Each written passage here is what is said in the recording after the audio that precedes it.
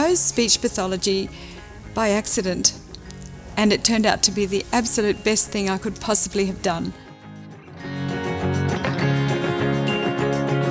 I'd heard that this lady called Judith Simser had been able to work with children in Canada who were deaf, and that their listening and spoken language was superior to what we were doing here in Australia. So I was really thrilled to go down to the Gold Coast and hear her speak, and was absolutely enchanted by the way she involved parents in her work. She taught an approach called the auditory verbal approach, which means listening and talking, and that was the beginning of my wonderful story of Hear and Say. Going to Canada and learning from Judith Simser herself, the auditory verbal approach is something that sat very well with me because it's parent-based. It involves having the parent present in a therapy session the whole time, which goes against what a normal speech pathologist might do.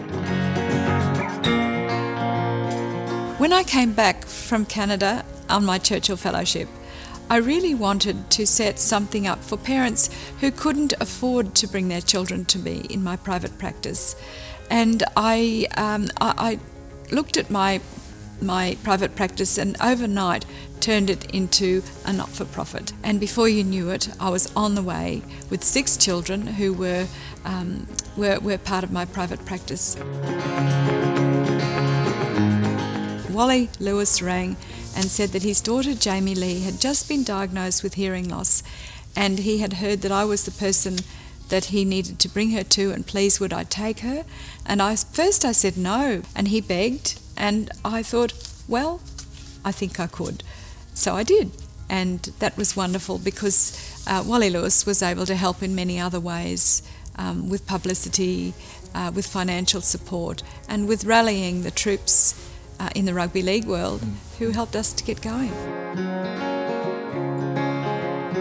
The other very big challenge to me was the disbelief of other professionals that I could teach deaf children who were severely, profoundly, or even totally deaf to listen and speak with the cochlear implant. And I knew that it had the potential to work because I'd worked in the brain and head injury earlier, and I knew that the brain was the organ of hearing. In the old days, before cochlear implants, the only way for a family to communicate with a deaf child who was severely, profoundly or totally deaf was through signing, which was wonderful. It made families come together and be able to be one and whole. But when the cochlear implant came in, things changed, but attitudes took a long, long while to change. I needed to have lots more evidence. And what I did is I took 2 groups of children, a group of children with hearing loss from Hear and Say, with a mean deafness of a severe level, and then I matched them with a group of children with normal hearing at the beginning of 4 years and 2 months. And then I followed their progress and tested them regularly over 4 years and 2 months. And it wasn't just me that was testing, I had a whole team doing testing. And then we looked at their progress over that time. And once again, I was yet amazed at the progress of these children because they progressed at the identical same rate. It was a world first that we had evidence that deaf children were able to progress in listening and speaking at the same rate as a matched group of children with normal hearing. Hear and Say is on the cusp of being a significant contributor and participant in the human bionics space, and that's not just here in Queensland but more broadly globally, and Dimity is absolutely instrumental in that in terms of forging alliances and the collaborations that will make that possible. I think the values that Dimity espouses will include tenacity, persistence, integrity, and all with a smile, and that to me is one of the fantastic things about Dimity is the way that she's able to navigate difficult situations, to bring people together. To my mind, that's a real mark of a leader.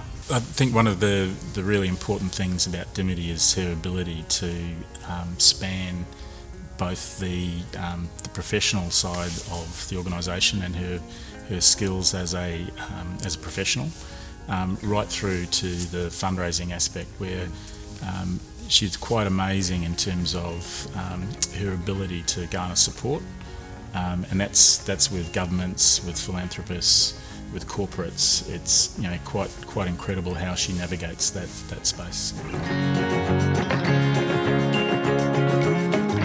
Hear and Say has become a major international organisation with world-class successes based here in Queensland. Hear and Say has been able to teach so many thousands of children, not only here in Queensland and in Australia, but all over the world, to listen and to speak. And I think that there's no better way to help the world than to help people communicate better with each other. The outcomes that the Centre achieves, supported by rigorous scientific evidence, are the best in the world. 100% of 5 to 6 year olds over the last 5 years have graduated from Hear and Say and gone to a regular school. Hear and Say is now making a global impact in helping deaf children to listen and speak. Hear and Say has the potential to help hundreds of thousands of children globally. A switch on of a child's cochlear implant is the most amazing moment. They will turn to their parents to validate that something great has happened, but when you see the look on the parents' faces, it says everything. And it's very, very common to be handing out boxes of tissues at Hear and Say for everybody, including staff, on switch on days.